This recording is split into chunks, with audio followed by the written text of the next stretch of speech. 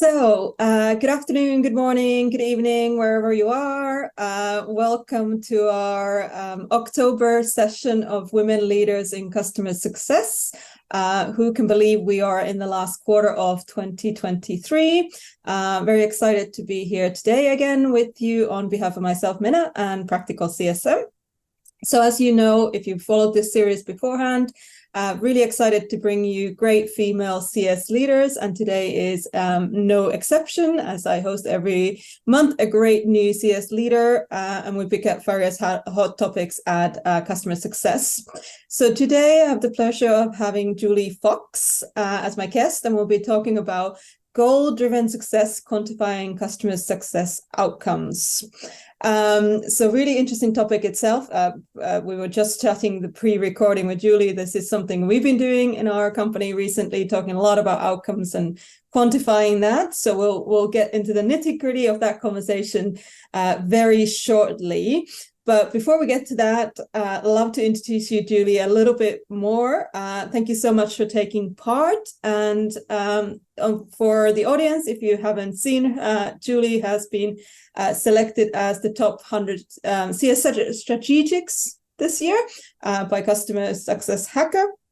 And also a creative leader from Ever After for 2024. So watch this space. You're clearly doing lots of good things in the CS space. So without more introductions, maybe you can tell us a little bit more about your background.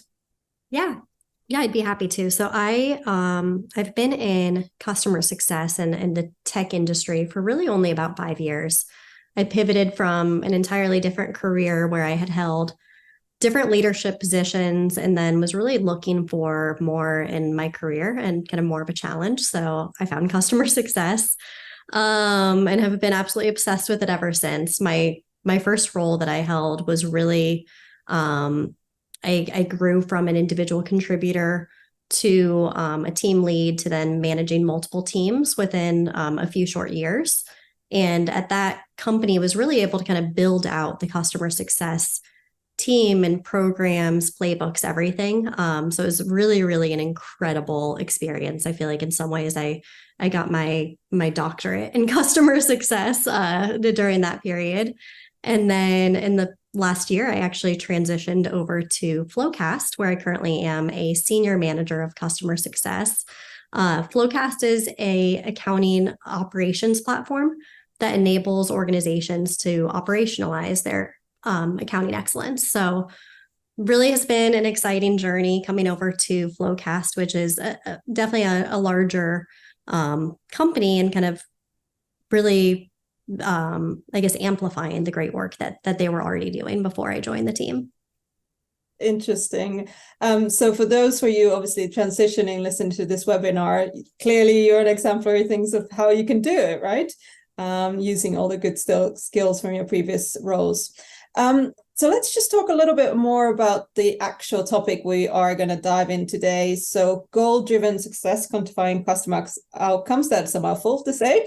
But ultimately, what we really want to talk about is how do you quantify this? But before we get into the nitty-gritty, could you tell us, the audience, why do you think it's important? And why do you feel passionate about this topic? Yeah, absolutely. I think one thing I'll do is kind of take a step back. Literally by definition, customer success should be centered around the success of our customers. It's in the title. It makes complete sense. But what I've found is that companies get so consumed in the metrics of our business and what's important to our team that I think we forget the basics. So what I want to chat through today in more depth is how we can bring the focus of the success of our customers to the forefront. And I think the good news is that I've found that really when you do this, when it becomes all about the customer and the value that we're providing them and the outcomes that they are achieving, the company's metrics are impacted really beautifully. So it all works well together. It's not like you're ignoring the success of your own company because you're so focused on your customer's success. They really work really beautifully together. I think a big piece of this is ensuring customers are achieving value in their desired outcomes should be at the forefront of your interactions with customers. So how can you make sure that as you're interacting with customers, as you're building your product, everything that you're doing is really about the value that you can provide and the goals that you're helping your customers to achieve. Perfect. Beautifully said indeed, actually. So when you start thinking about outcomes, where do you start, right? Like, let's say you've never talked about this outcome piece before with your customers. And then if you have also very new people in your organization in CS, how do you train outcome conversations? Great question. It does depend. I can speak to my experiences of what I've seen or what I've done.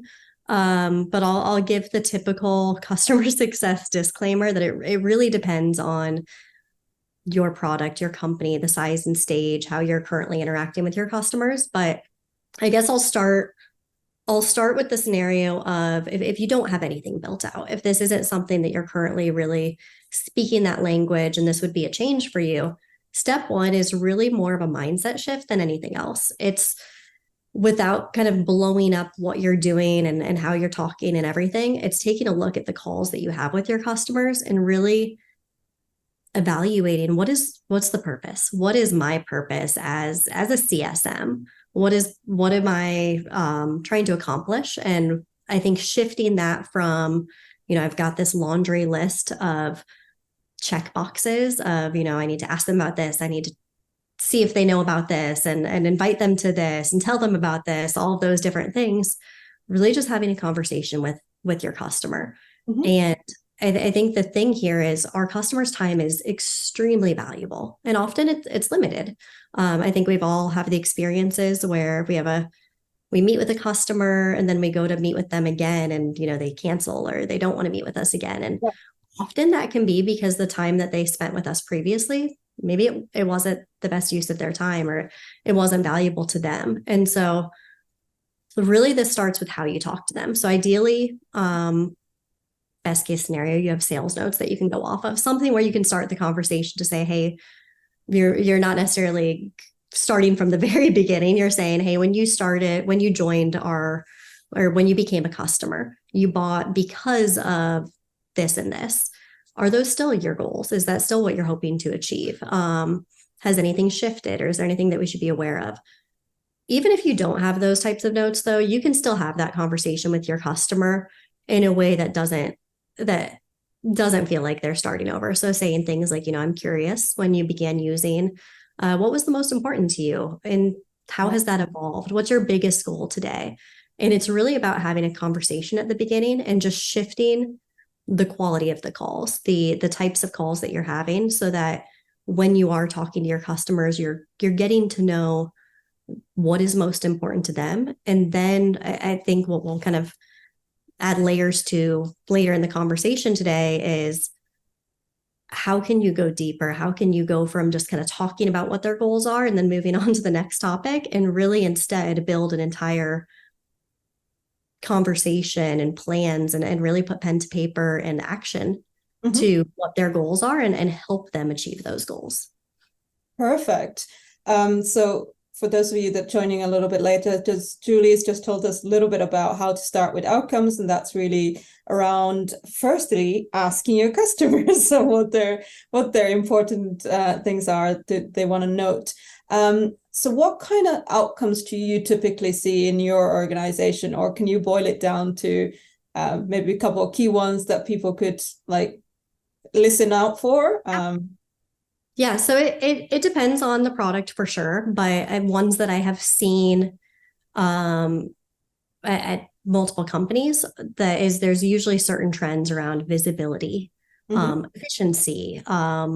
There's some doing more with less. I think a lot of times people, especially in today's economy, they are looking at and evaluating or using different softwares because they need their team to be the most effective and focused and efficient. And so really being able to figure out how they can measure that. And so what I like to do is as you're gathering that information, so what I've usually asked my team is as they're starting to have those conversations, at the beginning, we're writing everything down. We're trying to compile a list of what are those common goals, what are the common desired outcomes that that our customers are trying to achieve. Mhm. And then I like to take that a step further by talking internally to the different stakeholders. So talking to marketing, sales, product, all these different cross-functional teams, and vetting this list by them, as well as giving them the opportunity to collaborate and add to it. Because at the end of the day, I want to make sure that we're all speaking the same language. So if a customer is going through the purchasing process as a prospect, and they are hearing certain value adds and certain things around your product, and then once they become a customer, ideally you're still speaking the same language, you're still talking about the same things. But I think what I've seen work really well in practice is that the next step is that instead of it being an open-ended conversation of, tell me what your goals are, we instead are suggesting to them of, hey, here's a list of common goals and desired outcomes that we've seen that our customers care most about. And, someday that could even be a step further where you're factoring in segmentation or different verticals or different things like that, where you're kind of anticipating saying, hey, because you are a nonprofit company, because you are a public automotive company or whatever it is, you're kind of saying, what we find is this specific niche, these are their goals and desired outcomes. Or it's usually maybe one of these 9. Could you select the top 3 that are most important to you or something like that? So you're giving them something to choose from.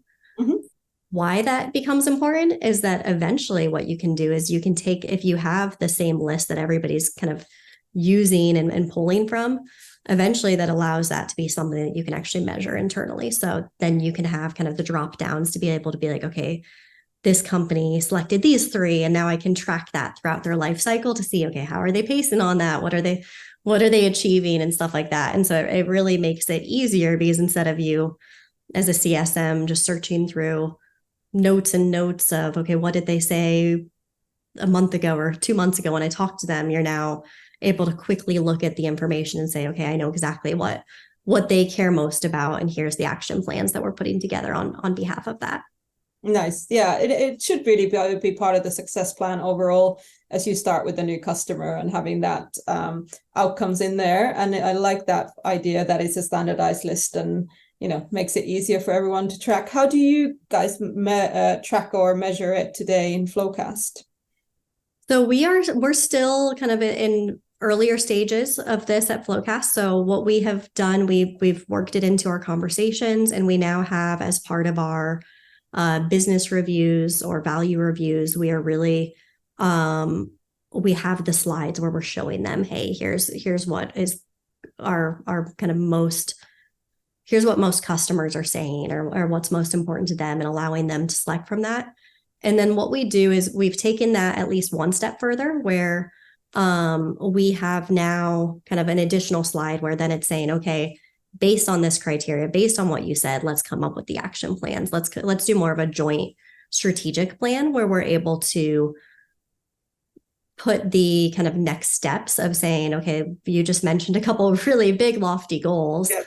Let's talk through where we need to begin. Well, let's talk through what the next few steps look like, or the next couple months look like. Here's the things that I'm going to do. Here's the things that you're going to be focused on, and really kind of holding each other accountable. However, what I will say is what I've done in the past, or what I would recommend, is that you really are, through your customer success platform, is that you are doing more of like a drop down where, again, instead of just your typical free text notes, you're starting to kind of have a separate section where you're able to track and have the drop downs, where a CSM is able to know not only what the different goals are, what the top goals are, but also add in the fields of, they say that visibility. And I'm being broad here so that it can apply to more customers, but say visibility is their number one most important thing. How are they going to measure that? Right. What does good look like here? How will we know if we got there? It's like if we have a conversation a year from now, is there a way for us to measure this? Is there a way for us to kind of give some sort of milestones along the way of how we're pacing? Because it's really hard to say a year from now, are we 50% more visible? Like, what does that even mean? And so I think that's where it's like, you have to get into some deeper questions. The details really matter here of understanding how they will measure it, why it's important, how it's going to impact their team, as well as what their processes are today. You need to know kind of where you're starting. So if they say that they want to, and I guess in speaking the language of the accountants, so for in the world of Flowcast, we work with accountants. And so a typical goal that they may have would be to have their days to close be shortened. So maybe they're at 15 and they go to 5 or something like that. That's a really easy goal to measure, because we can say, okay, where are you at today? And then along the way, we can kind of keep checking in. Okay, have we shaved off a few days, or, what hurdles are getting in the way in order for us to do that? But I do think a lot of the other goals can be a little bit trickier. And so you really need to understand kind of how we'll know when we achieved it, and kind of how we know how we're pacing along the way. Yeah, I think that's a really valid point, because, and again, disclaimer, this depends whether you can find these measures in your own product or not, right?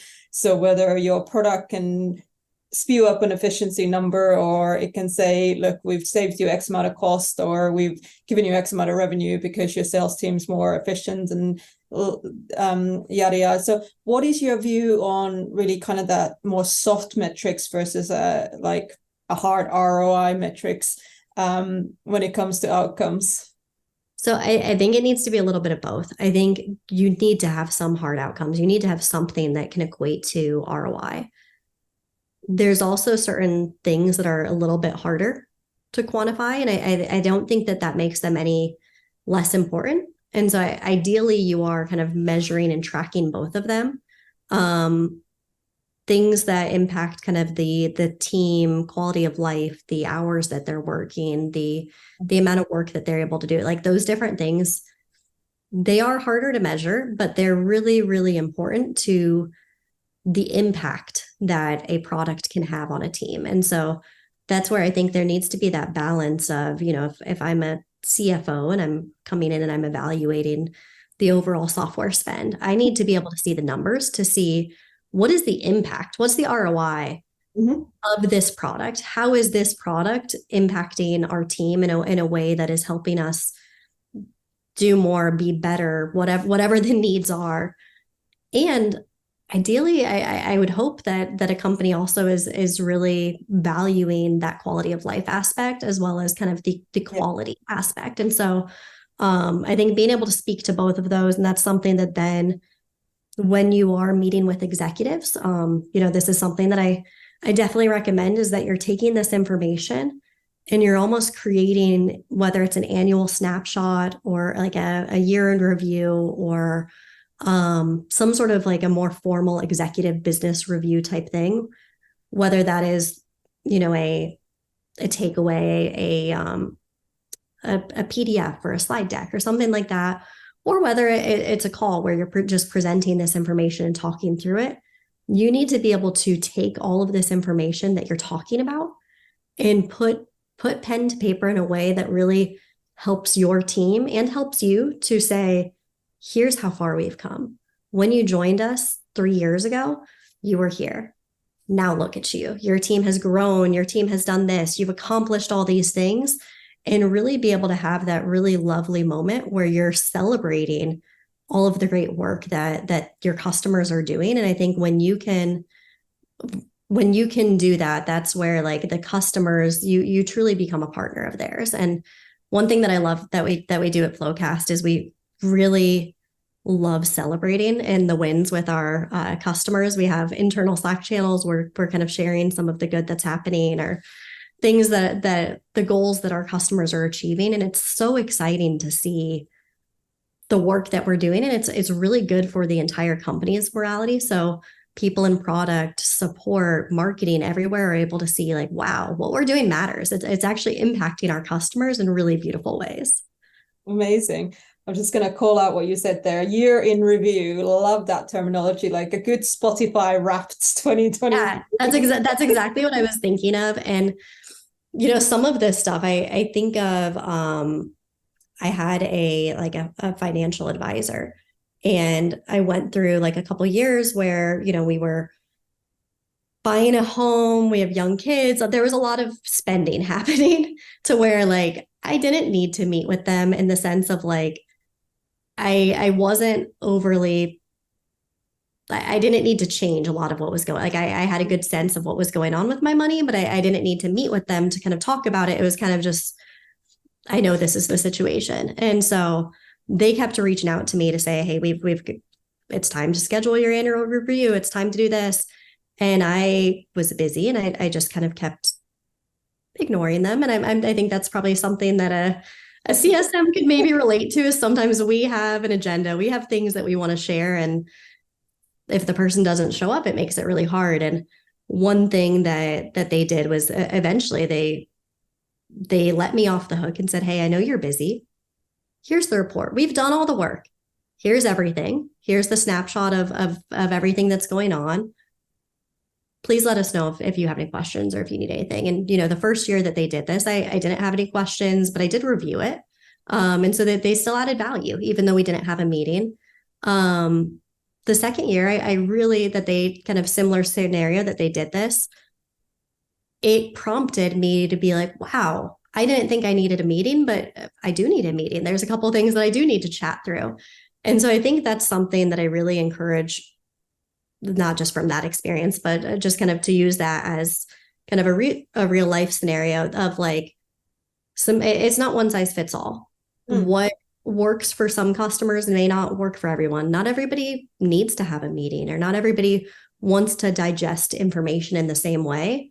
And so some of this, for some customers, it may be an executive review where you're really going through that Spotify Wrapped, where you're going through everything and kind of highlighting and high-fiving all the great work. For other customers, it may be you may do that over video. You may share, here's the content, here's a quick video of the highlights that I wanted to share with your team. And I think typically what I've seen when my team uses video, they're almost always viewed, they're almost always responded to. And often it leads to people saying, hey, you know what, I do need a meeting, or I would like to chat through this with you, or at least kind of asking different follow-up questions. And so I think that's something I would encourage people listening is figuring out what your customers need and kind of meeting them where they are. Yeah. And sometimes doing a fresh approach if the previous approach didn't work and you didn't get to talk about it. What about, obviously we're painting a rosy picture and, you know, outcomes are always great, and what we can do these beautiful reviews for them to say we've hit the milestones. What would you do, or how do you mitigate the fact that if outcomes are actually not great? How do you go about that? Yeah, so I love that question because you're right. It's not always rosy and perfect. A couple of things I've seen done really well is helping break down those goals. So taking something that was really big and maybe that could feel like, okay, things aren't going so well because maybe they mentioned a few goals that are going to take years for us to achieve. And so I think really that is an important part of the job, is to break down those larger goals into smaller bite-sized digestible pieces so that they can have actionable steps. And that way you can celebrate the smaller wins or kind of celebrate where you're at and where you've come, versus always feeling like, oh my gosh, we have so much further to go to. So I think that's one thing. I do recommend addressing the tough stuff. I mean, I think kind of using the see something, say something methodology, or maybe not see something, sense something, say something. So if you sense that something is off, or if you're like, hey, we're not making any progress, or, you know, I can't even get a hold of this customer.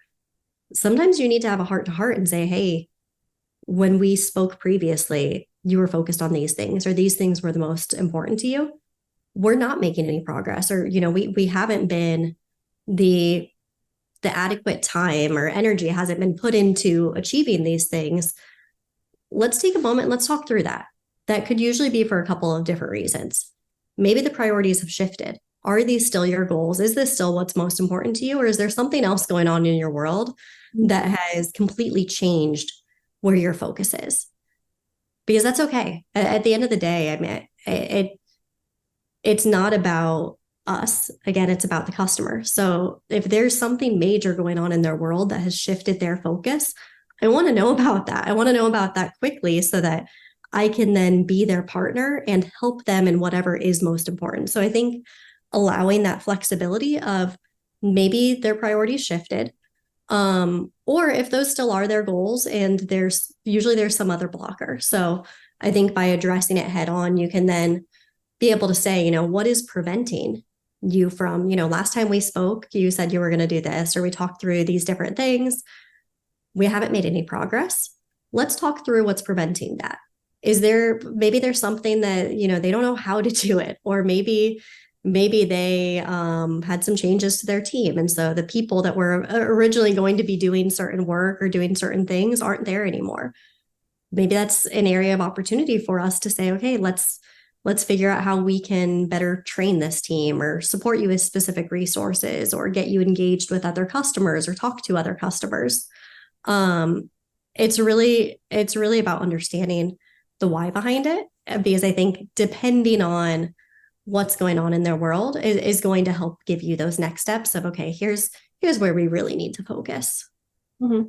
I like that risk mitigation, right? So, rather than brushing it under the carpet and hoping that people are going to renew, even though they haven't achieved their outcomes, then hope is not a good strategy necessarily. Yeah.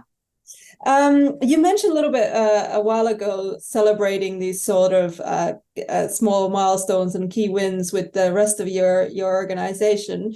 Do you want to just tell us a little bit more? How do you involve the rest of the teams or departments into customer outcomes? And you mentioned a couple other things already in terms of talking with marketing, but what top tips would you have for the audience in terms of making sure everyone in the organization is aligned to them?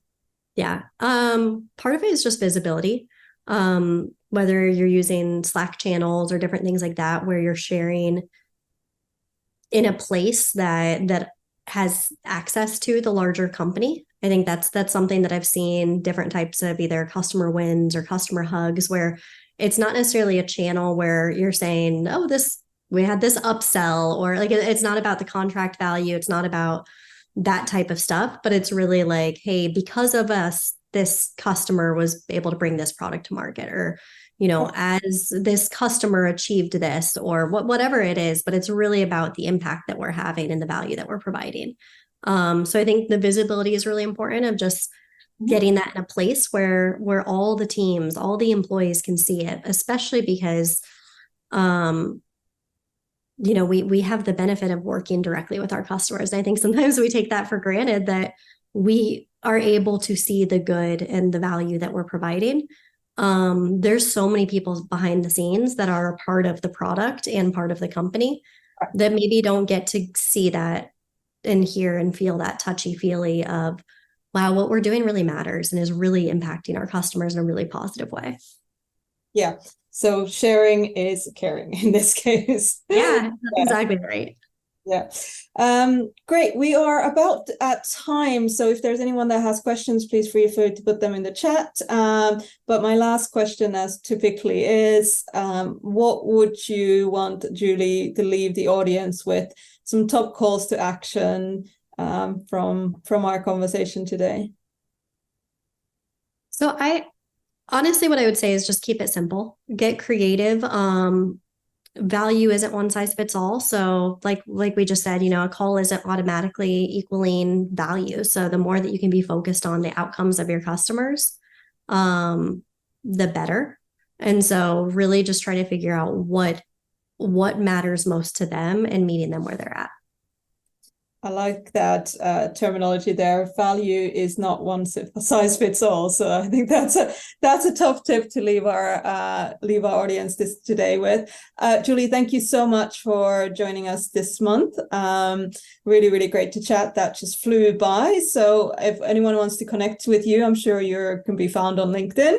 Yeah, absolutely. Yeah, feel free to reach out to me if you have any questions. I've also put together a blog and resources on this topic. So if you want more, I have templates and different help that I can definitely send your way. Amazing. Thank you so much. And until next month, thank you everyone for tuning in. Take care. Bye-bye.